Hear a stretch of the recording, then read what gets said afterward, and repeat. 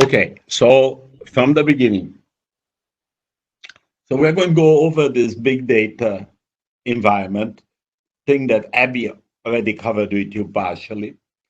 And basically, after computers came to the scene, people were collecting manually information.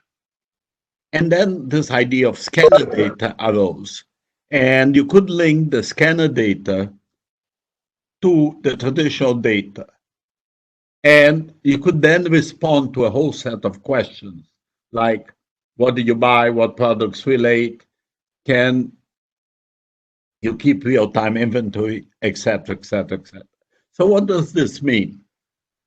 This means that you can link the data that you collect to in new media into old media. Progressively, we started also using web data. And what is web data? Is basically records that are kept about where you're coming from, where you're going to on the internet, on the web. So your IP number and the internet protocol number, their IP number is recorded.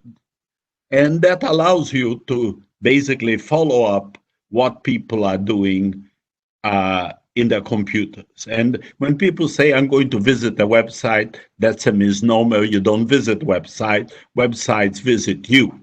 What does that mean? You send a message to an IP code, and the IP code, which is a web message, and it serves you a web page and serves it in packets. And then your computer reassembles those packets to visit you. But now with web data, you could answer questions. You could answer, for example, or do analysis called click path analysis. What's a click path analysis? Where your clicks went before you bought the product. So you can examine, for example, if how many clicks you did until you perform a transaction. Or there are these aggregators like DoubleClick that basically bring together clicks from different vendors and to tell a story. For example, you're trying to buy a car, they probably can get Ford and GM and etc. When their website examine the features of the car that you wanted to buy or any other product really, and then put them together in a story to support particular sales, a story to support certain vendors. And this was very, at the beginning, it was a great concern to people that were internet libertarian. And so there were some serious discussion of what was good practice, what was bad practice in sharing web data.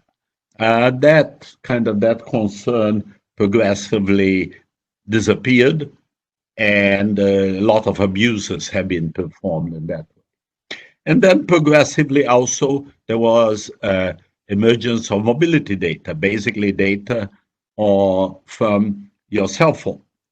And typically people think about cell phone communications being to GPS. Yes, GPS sometimes is used for communication, and for location. But there is a technology called Jeep, or there are other names for it, that basically triangulates between cell towers, and basically based on your location in relation to 2 or 3 cell towers, it calculates exactly where you are.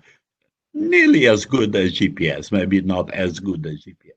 But this tells you an interesting story. It's not only the people that have access to GPS data that have your information. The telephone company has your information. When I was at the AT&T Bell Laboratories, we basically had information on your number, the number that you're calling in the telephone, the duration of the call, and a couple of other bytes for management. Now they can collect longitude and latitude of where you are. And that's very, very enriching of the information. Later today, you're going to hear Chin talk about what we call GEM, global. This idea of economic monitoring, and this idea is progressively being applied in many different places. And that's mainly with exogenous data, and you're going to hear more from her, and you're going to hear a little bit of clarification from me. And what's emerging as probably the major player on this whole thing is this idea of Internet of Things. And there are people that predict something like 1 trillion devices of IoT in about 10 years. So that's a lot of devices, much more the number of people that exist in the world or current internet collections. And so this is kind of, will be ubiquitous collection of information. Now, today on the internet, you basically have 3 types of information: video data, audio data, and text data. And these are very huge receptacles distributed all over the world. Can be your computer, can be something on the street, can be in large companies, and et cetera, et cetera. And that, just for you to kind of visualize this a little bit better, is you have as video pretty much all the content, potential content of TV, that's video, movies, et cetera, et cetera, et cetera. And progressively, cameras in different places, or video that you collected with your camera.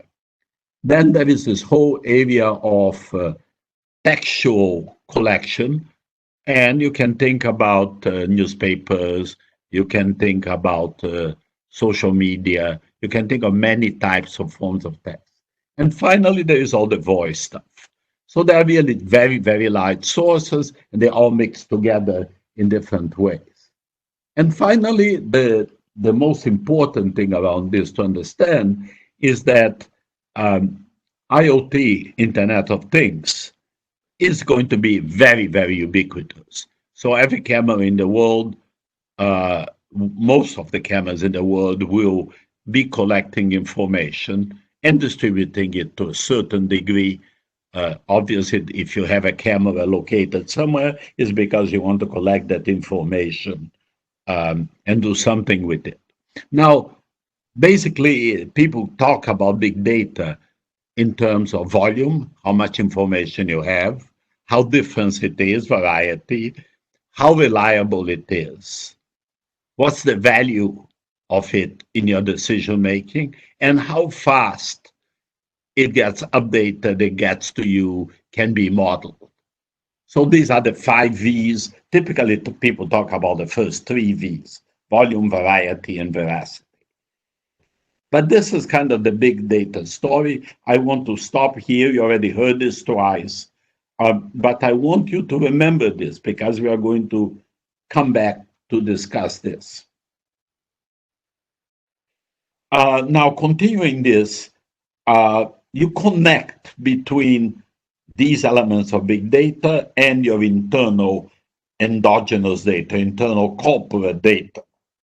And for example, you can link pictures in a parking lot to databases that you have internal of your clients.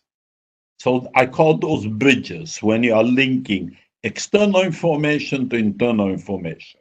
Much less efficient than just pre-processed, indexed, very carefully contained information in internal databases, but progressively more and more valuable in many, many of the business functions. And this information in volume is so large that you're trying to bring inside that you need to buffer it and limit what you collect and filter what you collect day to day.